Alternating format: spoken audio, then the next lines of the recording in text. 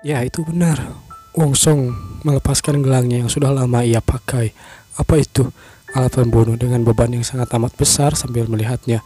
Sialan, jadi kau menyembunyikan kekuatanmu dari tadi. Apa yang kau bicarakan? Jangan-jangan kau gugup karena menggunakan sword aura yang berlebihan ya, kata Wong Song. Hahaha, sudah sepantasnya kau menyembunyikan teknik pamungkas di depan musuh yang kuat, bukan? Tapi kau malah menggunakan semua teknik yang kau punya, bahkan ki yang kau miliki sekarang sudah habis. Apa biksu-biksu idiot seperti kalian tidak tahu cara membatasi diri ya? Ku dengar biksu harus banyak sabar, tapi kalau malah nggak sabaran, kata Wong Song. Wong Song langsung menerjang si biksu itu, si Black Biksu. Dar, tombaknya diadu dengan pedang, namun biksu itu masih bisa menahannya. Si Black Evil masih bisa bertahan dengan serangan Wong Song. Di sana Wong Song mengeluarkan auranya, aura yang kegelapan seperti yang pernah kita lihat. Aura intimidasi juga sudah dikeluarkan. Seorang mungkin akan terintimidasi dengan seperti ini. Kau mungkin adalah seorang biksu yang terlalu murtad. Biksu. Di sana Black Evil melihat kekuatan dari Wong Song, seperti tercekik rasanya terkena tebasan-tebasan aura itu. Tapi kalau kau pernah mempelajari Ki Buddha, kau akan merasakannya. Ini adalah Mind Break. Cah, biksu itu terjerat oleh kekuatan Mind Breaknya. Kau tidak akan bisa menghindari teknik yang satu ini. Namun di sana Black Evil berkata, bajingan, sialan kau. Ya, akhirnya sudah kuduga kau bisa lepas dari ini, tapi reaksinya lebih dari dugaanku, ucap Wong Song. Akan kubelah kau menjadi dua, rasakan ini, ucap si Black. Rasakan bersama dengan ki dari spear yang lemah itu. Rasakan ini. Wong Song bersiap-siap mengeluarkan ki dari tombaknya juga, menebaskan tombaknya ke arah atas. Lalu Wong Song beradu dengan pedangnya. Kentang, apa yang terjadi ketika itu? Wong Song tidak mengenai pedangnya, dan saat itu juga saat mengenai pedangnya, spear aura Wong Song akhirnya berhasil menggunakan spear aura yang sebelumnya tidak bisa dia lakukan, yang hanya menggunakan ki auranya saja. Akhirnya Wong Song berhasil menggunakan spear aura dan membelah pedang itu. Lalu tidak lupa juga dia membelah badan si Black. Kecrak, tebas, slash. Beristirahatlah di neraka dengan tenang, biksu palsu. Wong Song berbalik dengan kerennya sambil dia beranjak pergi. Akhirnya si Black bisa dikalahkan. Sementara itu anggota-anggota yang lain masih melawan si Yellow, White, Blue, dan yang lainnya. Selanjutnya adalah Red Evil. Baiklah kalau begitu, Red Evil yang sedang melawan yang perempuan yang sebelumnya bertanya pada Wong Song ya. Si perempuan itu kepayahan melawan si Red Evil. Red Evil akhirnya menjatuhkan perempuan itu. Perempuan itu sudah pasrah. Oke, baiklah, mundurlah, ucap seseorang di sana. Tidak, aku masih bisa, ucap si perempuan itu. Informasi yang diberikan Yellow Evil paling lemah, tapi kenyataannya tidak demikian. Dia sangat kuat banget, anjir, si gendut ini memang benar-benar kuat. Lalu si Yellow langsung berkata, hei kau, kenapa kau mundur dalam pertarungan ini? Apa kau sudah tidak mau main-main denganku? Sekarang, ayolah kita main-main bersama. Sambil mendekati si Yellow, dia menyerang beberapa bagian tubuhnya. Wanita ini hanya bisa menahan dirinya. Orang ini hanya mengincar dada, bokong, dan pahaku saja. Benar-benar hentai. Hentai banget orang ini, anjir. Sementara itu ada beberapa orang yang di belakangnya mencoba untuk menebas si Yellow. Namun di sana si Yellow hanya memukulnya begitu saja. Berani-beraninya kau mengganggu konsentrasiku untuk mengumpulkan energi yin dan yang, ucap si Yellow. Kau mendekatkan diri ke Buddha, dasar sialan. Dar, pukulannya sangat kuat, bahkan membuat orang yang tadi menyerangnya terlempar sangat jauh dan kehilangan kesadaran begitu saja. Tinggal kita berdua, ucap si Yellow. Jangan lari dariku lagi sayang, kemarilah, kata si Yellow. Perempuan itu hanya bisa, pedangmu menghalangi tahu, biar ku singkirkan saja pedangmu. Akhirnya si Yellow menyingkirkan pedangnya terlihat. Namun, darah siapa ini? Apa yang harus kulakukan, ucap perempuan itu. Ketika di depannya berada si Yellow akan mencengkeram mukanya. Lebih baik aku mati saja daripada jatuh ke dalam si mesum ini, kata si perempuan itu. Namun ketika dia sudah pasrah dengan keadaannya, di belakangnya ada seseorang yang melompat. Bayangan itu menggunakan tombak. Siapa lagi kalau bukan cedar. Sesuatu terjadi. Si Yellow tiba-tiba saja berhenti. Perempuan itu juga bingung kenapa dia berhenti. Rupanya badannya sudah terbelah oleh tombak dari Wong Song, MC kita. Di sana Wong Song terlihat sangat keren yang membuat malu perempuan itu, anjir. Dan lah Wong Song, kelihatannya mereka kesulitan menghadapi biksu-biksu sialan ini, ucap Wong Song. Jika aku menghabiskan waktu lebih dari ini, kelompokku akan menderita lebih banyak dari yang diderita sekarang. Wong Song pergi dengan dingin. Bantu-bantu rekan yang terluka, cepat. Dia memberikan perintah seperti itu kepada rekan yang lain. Kan kau selesaikan misi ini dengan cepat, ucap Wong Song. Sementara itu Wong Song yang pergi ke arah yang lain. Dia melihat si Riang yang sedang bertarung dengan si Blue. Nampaknya Gwenter yang mengalahkan Blue, belum mengalahkan Blue Evil. Pertarungan itu akan memberikan pengalaman dalam medan perang, tetapi Wong Song bersiap-siap dengan tombaknya. Wong Song melompat menggunakan pemutaran tubuhnya seperti yang dulu pernah dia perlihatkan. Kalau dia mengalahkannya, maka aku juga bersiaplah. Kecerak, perasaan membunuh yang kurasakan ini. Apa ini? Seseorang berkata seperti itu. Aku harus menghabisi White Evil terlebih dahulu, kata Wong Song. Dan Wong Song menyerang si White. Si White itu langsung melihatnya. Siapa kau? Di sana Wong Song tidak tinggal diam sendiri saja, dia langsung menggunakan jurusnya. Namun di sana si White langsung menghindar. Berani-beraninya kau melempar senjata di depanku. Tai, siapa kau? Kan ku kirim kau kepada kepangkuan Buddha, ucap si White. Namun bacotannya itu langsung terhenti ketika tebasan-tebasan dan tusukan-tusukan dari Wong Song. Diam kau dasar biksu gadungan, ucap Wong Song sambil menebas orang itu. Gecerak dan selesai begitu saja si White. Kata Wong Song. Cuma begini saja ya akhirnya. Di sana juga si Riang masih melawannya. Akhirnya si Riang pun terlihat masih berdiri sementara si Blue Evil sudah dikalahkan atau sudah terjatuh. Akhirnya Wong Song melihatnya dan bangga pada kemampuan anak buahnya. Akhirnya semuanya selesai. Gunung Sihuan aka 100.000 gunung. Ada dua alasan gunung itu dijuluki 100.000 gunung. Alasan pertama karena total ada 100.000 anggota kelompok Demonic Cult, dan juga gunung ini memiliki 1.000 anak gunung. Dan di setiap anak gunung terdiri dari tertinggi di antaranya disebut dengan Jeksis Choksu, puncak gunung yang dapat menyentuh surga. Di atas Jeksis Choksu cuacanya sangat ekstrim. Di gunung itu diselimuti salju yang sangat tebal dan tidak akan hilang, yang akan menjadikan gunung itu yang paling dingin di antara gunung-gunung yang lain. Seseorang berjalan di antara gunung-gunung itu yang sudah dijelaskan sangat ekstrim.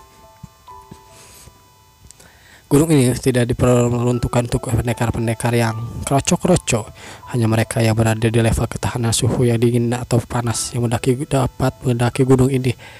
Dan hanya kurang dari beberapa orang saja 500 Demonic Cult yang sudah bisa mendaki gunung ini. Bahkan tidak banyak orang dari Demonic Cult yang berani menggunung ini. Puncak tertinggi dari The Heavenly Demon, Gunung Choksu. Gunung ini merupakan tempat peristirahatan dewa-dewa, Heavenly Place. Itulah tempatnya. Seseorang itu akhirnya sampai di tempat yang sangat besar. Pintu yang sangat besar terbentang di sana. Kita pun dipindahkan yang sepertinya adalah rumah dari si ketua Heavenly Demon ya.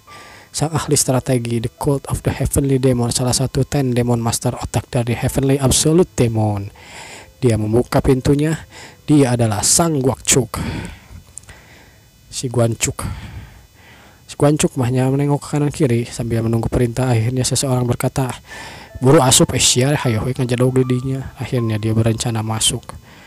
Seseorang berkata seperti itu, "Lama tidak bertemu." Guangchuk hanya berjalan saja begitu tanpa mempedulikan mereka. Guangchuk terus berjalan ke depan. Akhirnya dia berhenti di depan sesuatu. Jadi, ahli strategi, apa punya kabar baik untukku? Saya punya kabar yang mendesak, ucap si Guangchuk. Berita mendesak? Apaan tuh? Kau tahu betul kalau aku sangat menghargai kapasitas dan kesetiaanmu. Setelah bertahun-tahun aku mengizinkanmu mengurus semua urusan penting ada dalam kelompok. Dan sekarang kepadaku bahwa kabar yang terdengar mendesak seperti kau bilang, coba jelaskan. Apa kabar mendesak itu, ucap seseorang di sana. Kabar yang saya akan sampaikan mungkin berhubungan dengan Tuan Putri. Seperti yang Anda tahu, Tuan Putri sekarang berlatih di Cave of the Latent of Demon. Ya, aku tahu. Si nomor 17 ya, si Tuan Putri itu, atau anaknya si Heavenly Demon. Di pelatihan dunia luar sekarang Tuan Putri jejaki dia berada di Squad Master kedua Latent Demon Squad. Itu karena Anda sudah menjelaskan panjang lebar mengenai posisi wakil ketua itu tidak didapatkan hanya karena warisan. Tapi posisi wakil ketua harus memiliki teknik dan kemampuan di atas rata-rata. Benar sekali. Jadi maksudmu Tuan Putri sekarang dalam bahaya. Apa maksudmu dia dalam bahaya? Bahaya apa yang kau bilang? Ucap seseorang di sana yang sepertinya adalah si Raja Heavenly Demon. Dia memang putriku, tapi dia benar-benar memiliki kemampuan yang beda dari orang-orang di usianya. Dan sekarang aku mendapatkan kalau putriku malah ditempatkan di Second of the Cat Latent Demon. Apa misi yang diberikan padanya benar-benar membahayakan nyawa putriku. Sudah sewajarnya misi-misi yang diberikan seperti itu kepada Latent of Demon tidak bisa disebut dengan misi yang mudah diselesaikan dengan sekejap. Tapi misi Tuan Putri kali ini sangat berbahaya, yang mana tidak ada cara lain mundur dalam keadaan mendesak. Misi untuk Tuan Putri atau kelompok kedua squad, yaitu membasmi Nine Vice of the Dead. Apa itu Nine Vice of the Dead? Kita akan segera tahu secepatnya. Oke, lanjut. Nama itu terdengar familiar, tapi aku tidak mengingat kelompok tersebut dengan jelas. Nama mereka bahkan tidak layak untuk Anda ingat, Tuan. Tapi mereka merupakan 9 murid yang diajar oleh salah satu dari tetua The Vial of Demon of Heaven. Guru mereka elder yang sangat berbahaya, namun nyawanya telah direnggut 8 tahun yang lalu. Kekuatannya bahkan tidak setara dengan kelompok kedua demon pemula itu. Jadi masalah sebenarnya apa yang akhirnya kita diperlihatkan wajah atau muka dari si Heavenly Demon ini dengan jenggot yang rambut yang diikal. Terlihat baik ya Heavenly Demon ini, tidak seperti Heavenly Demon yang kelihatan ganteng namun dingin atau bagaimana. Heavenly Demon ini terlihat seperti manusia biasa, mukanya udah tua, ada keriput, berjenggot, lalu ya begitulah. Apa Anda tahu dengan Blade Order of the Green? Apa itu? Aku cukup mengingatnya, aku yakin aku mengingatnya juga. Itu adalah pendekar yang sangat tangguh. Kalau dia sejajarkan, level mereka sama dengan Great Demon. Bahkan tidak banyak dari anggota kelompok yang mampu menangganinya. Bukankah dia bandit gunung di atas King Hai, ucap si raja atau Heavenly Demon. King Hai berjarak beratus kilometer dari misi yang dikerjakan oleh putriku. Apa maksudmu dia kehilangan beberapa pion-pionnya dan mengunjungi Xianjiang dan menjadikan The Nine Vice Dead sebagai pion barunya? Begitu maksudmu? Anda benar. Jadi di mana putriku sekarang? Kabar terbaru yang saya dengar, putri Anda sekarang berada di sekitar Korla. Apaan tuh Korla? The Blade of Orc dan Green Mountain merupakan pendekar yang sangat kuat. Sambil mengingat, jika kau tidak membawa pasukan yang selevel dengannya, nyawa pasukan tersebut akan melayang begitu saja dengan sia-sia. Tapi tidak mungkin mengirim salah satu dari Nine dan Demonic Master terlebih dari Demonic King untuk menghabisinya, bukan? Banyak konflik internal terjadi di kelompok kita. Mengirim mereka untuk membantu Tuan Putri belum mapan untuk menduduki posisi wakil ketua hanya akan membukakan jalan mereka untuk menyerang Anda, Tuan. Dengan memikirkan hal itu, saya mendapatkan ide. Kelompok ke-1 Demon Squad akan kembali lebih dulu setelah menyelesaikan misinya di luar jadwal. Penarikan yang dipikirkan bisa jadi posisi mereka sekarang melewati Aksun. Maka dari itu, aku percaya akan menginjakkan Korla dalam waktu 4 hari lagi. Kalau dipikir putriku bertahan hidup sampai sekarang muncul, setengah dari Nine Vice Dead telah ditumbangkan dari Blade. Sekarang memburu Tuan Putri sekarang bersama dengan kelompok kedua Latin Demon Squad. Untungnya mereka dapat menjaga jarak dengan Ten Blade Order. Jadi 4 hari menurut saya cukup untuk putri Anda bertahan hidup. Bagaimana dengan itu? Apa rencana ini kau izinkan? Lalu Heavenly Demon berkata, baiklah kalau begitu kau kuizinkan. Perintahkan kelompok pertama Latin Demon Squad untuk bergegas menuju Korla. Ternyata itu adalah misi untuk kelompok pertama. Apa yang terjadi dengan Green Mountain sudah cukup? Ya, Wonsong akhirnya diberikan perintah itu. Sebenarnya bukan menjadi persoalan kita jika Blade Order berhasil atau tidak, dan hanya melakukan tugasnya karena kau yang meminta.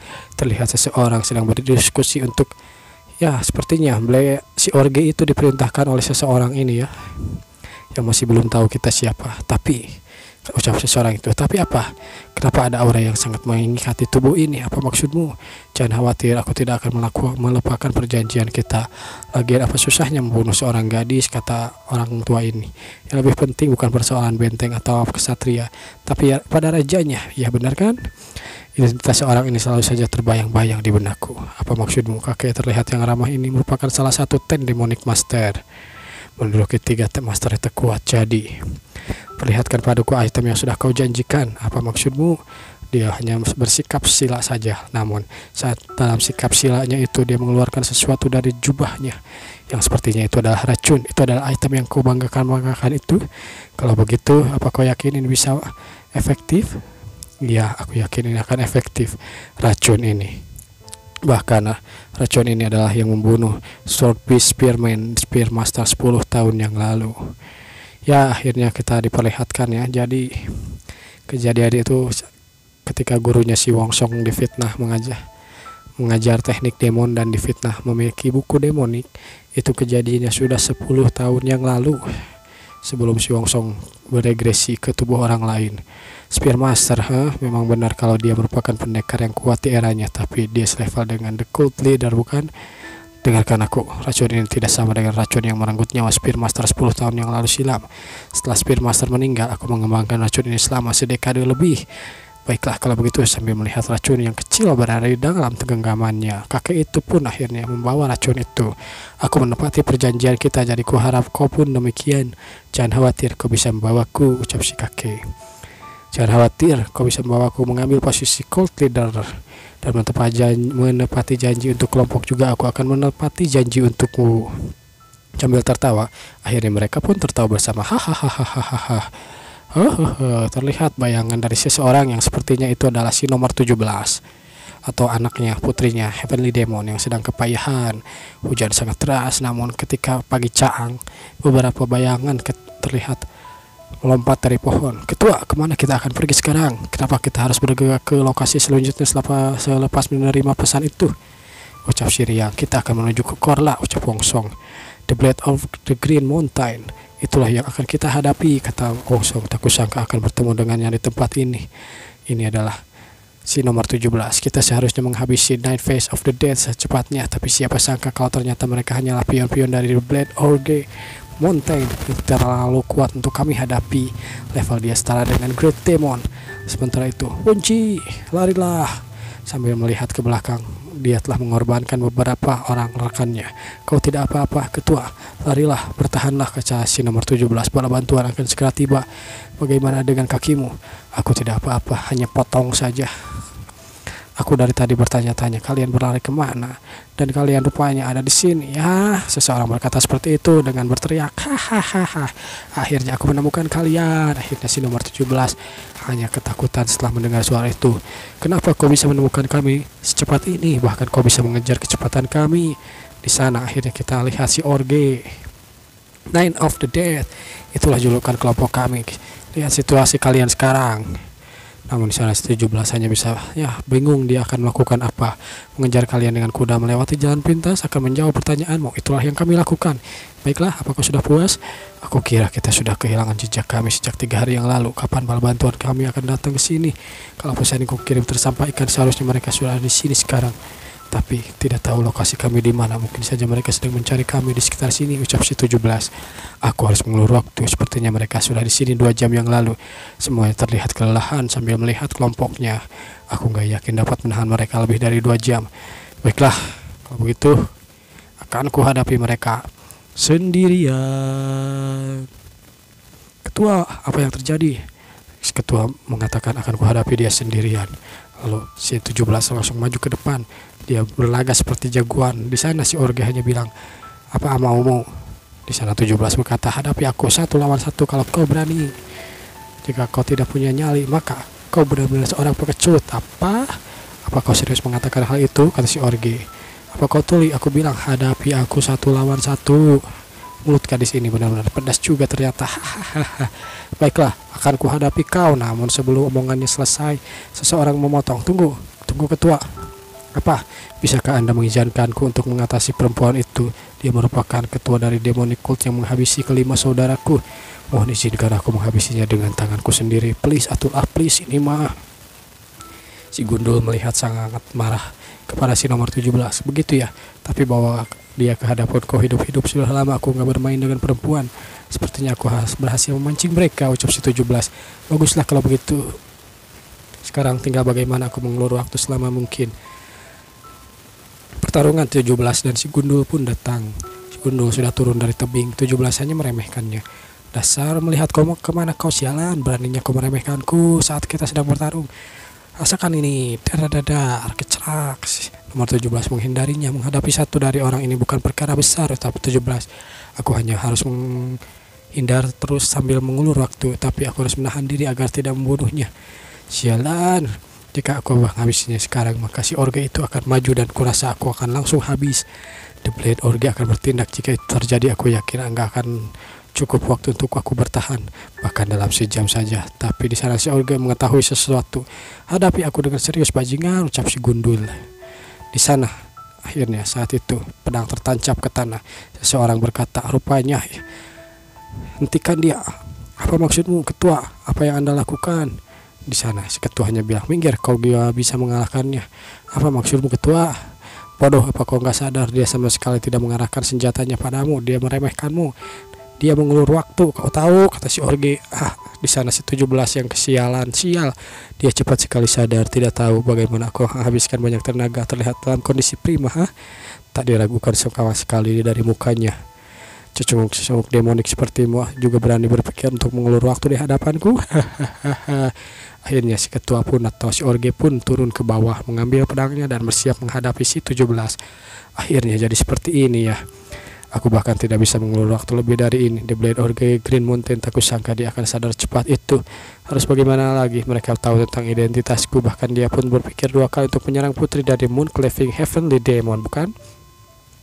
Vice Leader of the Cult harusnya dipilih berdasarkan kemampuan dari kekuatannya. Tidak, kalau aku ingin diakui, aku harus menggunakan nama keluargaku. Aku harus menyelesaikan masalah sendiri.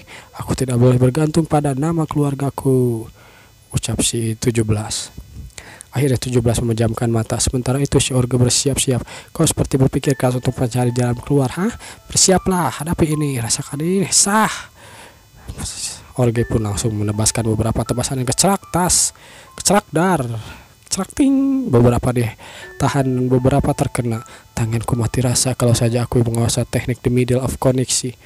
Namun di sana 17 akhirnya membuka matanya ketika melihat si Orge itu secara di depannya melompat dengan cepat.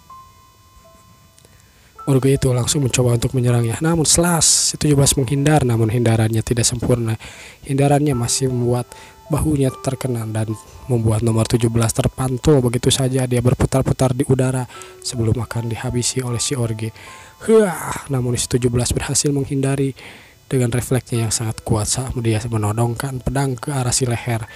Oh, kau lincah juga, kata si Orge. Bukan saatnya untuk mengkhawatirkan tubuhmu sendiri, bukan? Kau akan kuakhiri dengan tebasan ini, ucap si Orge. Baiklah, rasakan ini. Bahkan aku mendapatkan luka dalam pertarungan ini hanya karena aku belum menguasai energi dalam, ucap 17. Aku perlu menggunakan the dark flower and red spirit atau aku akan mati di tempat ini. Baiklah, kalau begitu. Akhirnya sesuatu terjadi. Beberapa jarum muncul dari udara yang entah dari mana. Yang tentu saja kita sudah tahu jarum itu muncul dari mana dan siapa yang melempar jarum-jarum itu. Si Orge itu langsung menghindar dari jarum-jarum itu. Burung tidak, bala bantuan. Akhirnya bala bantuan tiba dan itu adalah si Wongsong menebaskan beberapa tombaknya dan menusukkan tombaknya beberapa kali. Udara-udara yang dihasilkan atau tebasan-tebasan yang dihasilkan dari tombak itu membuat ledakan berada di mana-mana. Dar. Di tengah debunya, si Orge berkata, apa-apaan ini? Ya, apa-apaan ini? Di tengah kepulan debu itu, seseorang mendekat dengan kerennya. Jadi kau ya, the leader of Orge Green Mountain, ucap si Wongsong. Shape of the turtle head, apa itu tanda 9-ring turtle head of Dao? Jadi begitu, bentuknya berbeda dari yang lain, terlebih dari cincin itu. Kau siapa? Kata si Orge. Kenapa kau menghalangiku? Kata si Orge. Kami adalah kelompok 1 Latent Demon Squad, berteriak. Dan akhirnya para kelompoknya pun datang bergegas menuju ke bawah tebing dan lindungi bawa ke squad demon kelompok kedua Demon Squad. Baik ketua. Akhirnya kelompoknya pun sudah datang, ada di sana bersiap-siap untuk menghadapi Wongsong.